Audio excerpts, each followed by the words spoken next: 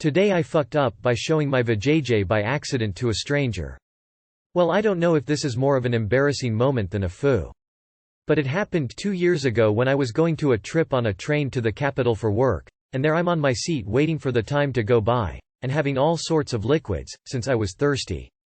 Then surprise surprise, my bladder got full, it's time to pee. I go to the toilet, and they had to have an intelligent toilet technology that opens with buttons, freaking buttons. And each button indicates something, so if the button is showing a red light it means the toilet is occupied by another person. If the light is showing green then the toilet is empty and you're ready to go. The thing is, once you enter the toilet you have to shut the door with again some intelligent AI technique lock from the future that really made me incomfortable. It didn't help the fact I'm also claustrophobic and this toilet is also small. That thing gave me anxiety, so I decided to not lock it. I was like, nope, I'm not ready to get stuck inside today. And of course by doing that, it didn't show any lights outside. So I did my thing, I peed, it felt good, it was long. And then the minute I was about to get up my panties and my pants the door opened, woman facepalming, light skin tone, and both me and this guy are just in complete shock, for like a good minute. Him just looking at me and my vajayjay naked in this frog position and me just being in disbelief. I immediately closed the door in his face. And I got a panic attack inside this damn toilet. I was never more embarrassed in my life. I think I pretty much traumatized this person. Then I stayed in that toilet for some time, like a good 5 minutes, because I wasn't ready to be out to the world after that incident, knowing he may be outside waiting for me to go out. Then I finally succeeded to go outside and the whole passengers were like looking at me in a weird way. I felt like I was in a nightmare. My mom was like, "You didn't lock the door, didn't you? Too long, did not read." I went to the toilet on a moving train. Didn't shut the door because I'm claustrophobic and someone opened it and saw me naked. Edit. So a lot of you are confused on what I meant by closing the door. I was talking about locking it. When I got in, I closed it but not locked it with that high-tech thing so the lights would show off on the outside. So anyone could enter because it didn't show if the toilet was empty or not. Edit. Lock. Now this is the kind of gal who lives the high-risk lifestyle.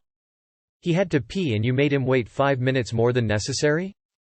Lol, moms always know. I was hoping your story would end with, "And that's how I met my husband." I am sure he was mortified. Guys hate seeing vaginas. This almost sounds like the beginning of a romantic comedy where you find out that guy is your friend's brother or something. How did the other passengers knew about that incident? Did this guy screamed or anything? Face with hand over mouth, cold sweat smile. Certainly probably didn't foo that guy's day rolling on the floor laughing. Today I fucked up by telling my girlfriend an old kink. So this happened yesterday. I was texting my girlfriend, well now my ex-girlfriend, because I mentioned an old sex kink of mine. She knew of the kink when we're friends but kinda forgot about it when we decided to try dating. When I mentioned it to her, she freaked out and ended our relationship. She said one part of her was okay with it but the other side she wasn't happy. Now this kink isn't a big deal. I like to wear women's underwear from time to time. I haven't done it for quite some time. But I mentioned it to her that it's something I don't ever want to talk about if it comes up in topic. Now I tried to talk to her last night and today, but even when she says she loves me and wants to be with me, she can't. I'm heartbroken and devastated. TLDR, I mentioned a old kink to my ex and got dumped. It's not a foo if you're being honest about a kink to your, then, GF. Bruh. That's it? You can wear my drawers. She completely overreacted. If she's not willing to let you wear women's underwear, she isn't the one. Sounds like she was looking for an excuse to get out. As a straight dude who doesn't do this, to each their own, browski, no shame in what happens in the bedroom as long as it's all consenting OFC. But you just need to communicate, and if she's not okay with it, ditch her. There's plenty more women out there that would love to see it. Head up. That's one of the tamer kinks I've ever heard of, and honestly, that probably saved you a lot of heartache in the end. Pushing you out for that tame of a past kink says more about her than it does about you. This is like the most vanilla kink ever. If she freaked out over that, I'd say you're better off without her, to be honest. Not being into it is one thing, but freaking out and breaking up? Consider that a Matrix-worthy bullet dodge. Sounds like she's got a lot to unpack. Probably got some underlying prejudices going on. Anything from assuming wearing women's panties makes you gay, to assuming wearing women's panties makes you trans. Sound like this might have been for the best. Today I fucked up by having a nosebleed. Slight disclaimer, this was actually Friday, but I saw a post similar, so though sure, why not tell my dumb story. Apologies for formatting, I'm on mobile. 18M. Ended up with a visitor, 19F, for the night on Thursday after getting back from a short time away. Woke up Friday morning in that kind of mood, as most teenage guys do. Especially when waking up next to a lass. And things developed to the point of her, 19F, being on top of me. Started kissing her, then kissing her nipples, and felt my nose seemed to be running. I thought, oh well, it's just cause of a cold I had. Yeah, no, not so much. I stopped to get a tissue, turned on the lights, and as I looked up at her, she just said, oh my god, what the fuck. Turns out my nose was bleeding. Badly. Ended up having to clean my blood off her boobs and being stood in the bathroom for 10 minutes trying to get it to stop bleeding. Luckily she found it funny, so all was good. She hasn't ghosted me yet, so I don't think I put her off me too much. Too long did not read. Got a nosebleed during foreplay. Ended up cleaning blood off her tits while she laughed at me. All the blood rushed to the wrong head. Good thing it wasn't in an area that could be mistaken for that time of the month. Huh. What do you know, anime tropes are real. Not the head you want where the blood flow needs to be.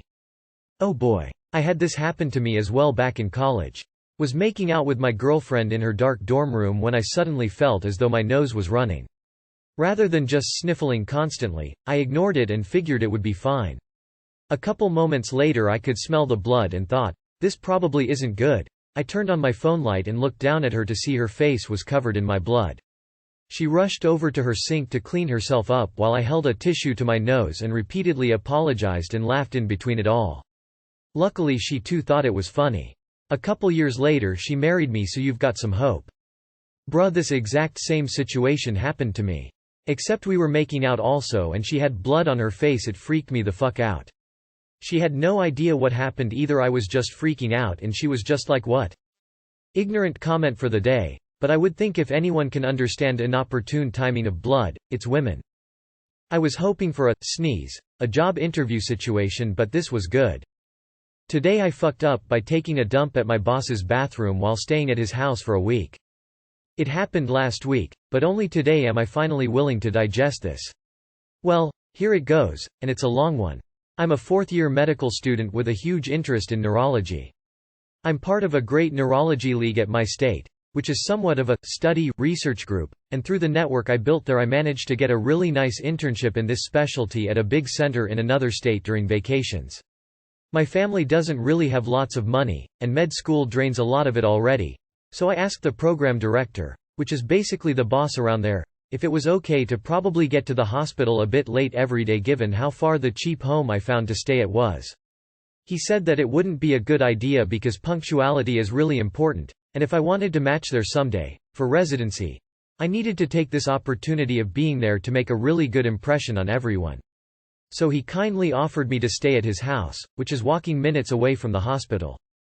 After carefully considering it, I'm a 21-year female and he lives alone, I accepted it.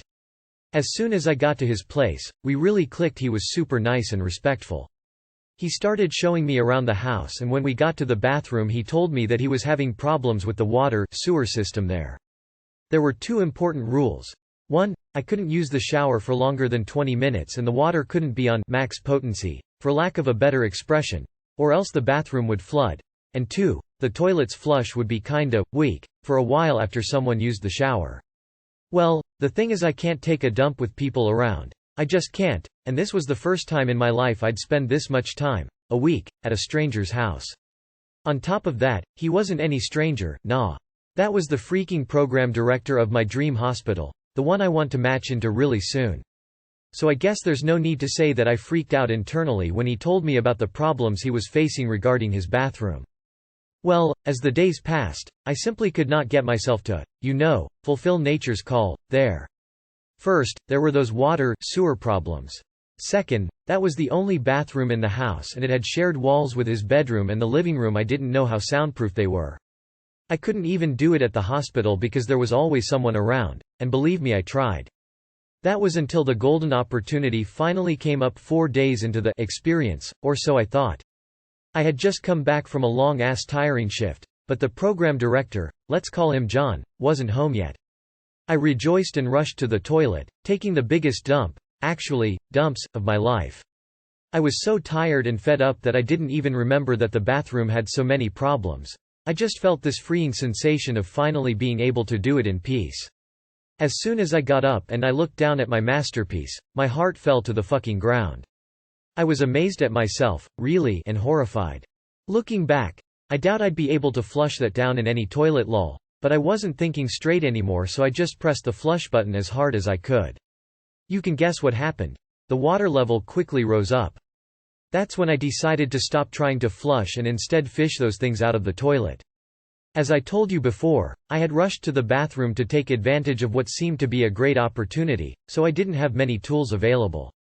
As I was covering myself up with a towel to quickly leave the bathroom and look for something, I heard John out there coming back from wherever he was. Then, the panic really kicked in. Looking around the bathroom, I saw my hoop earrings inside my bag, so I crafted a really poor-looking hook out of them.